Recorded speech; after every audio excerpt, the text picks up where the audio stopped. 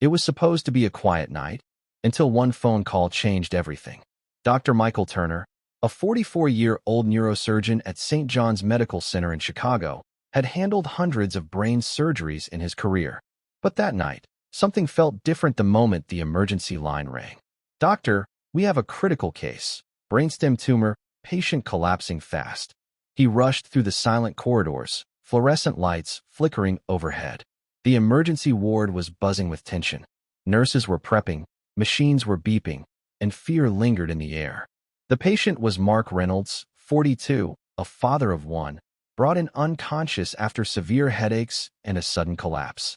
The CT scan was terrifying, a massive tumor pressing directly against the brainstem, the body's control center for breathing and heartbeat.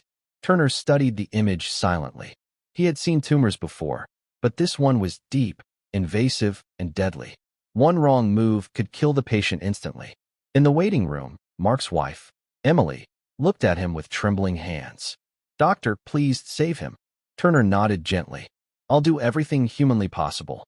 Inside the OR, he scrubbed in with his team, Nurse Kelly, anesthesiologist Dr. Singh, and resident Dr. Patel. The room glowed under the bright surgical lights. "Scalpel," he said firmly. The operation began. Turner's mind shut out the world. No sound, no fatigue, just focus. As the scalpel cut through layers of skin and bone, he remembered his mentor's words. The brain doesn't forgive mistakes. Respect every millimeter. Hours passed. The tumor was dangerously close to vital nerves. Suddenly, alarm screamed. The patient's pulse dropped. Heart rate crashing. Dr. Singh shouted. Turner froze for half a second, then barked, "Atropine. Keep him breathing." The tension was unbearable.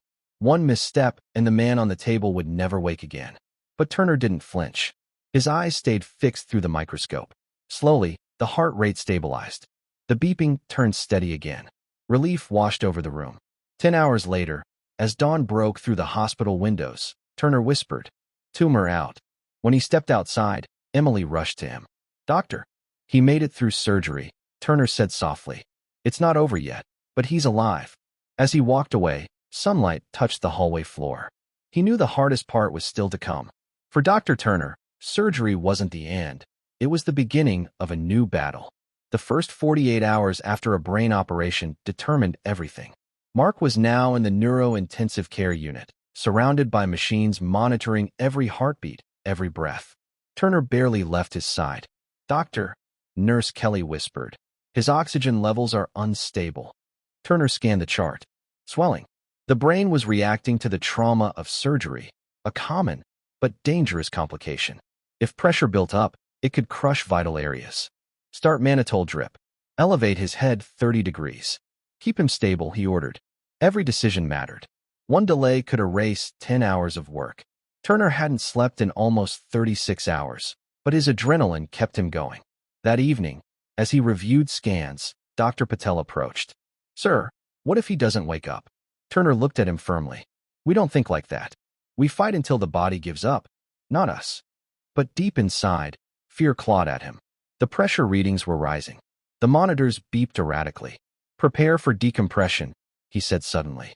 "If we don't act now, he's gone." The team rushed into emergency mode again.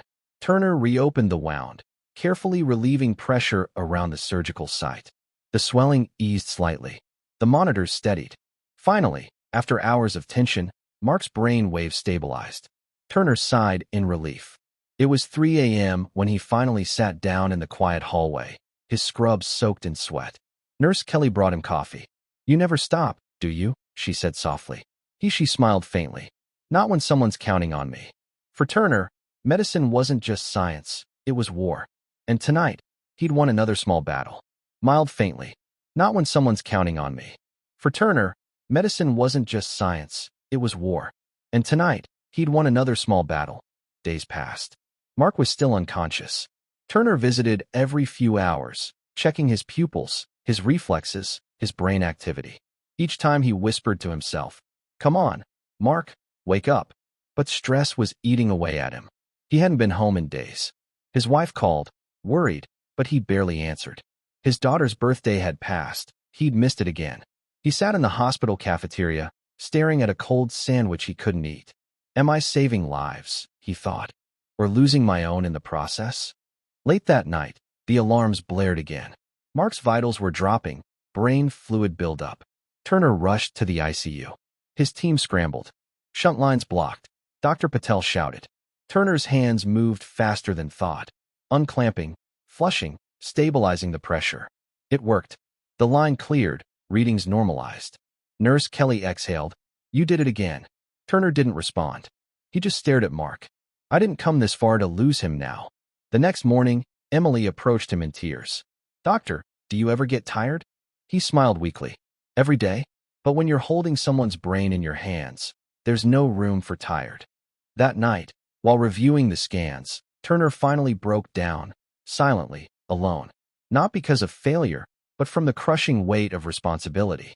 He whispered, You'll wake up, Mark. You have to. It happened 3 days later. Nurse Kelly called out.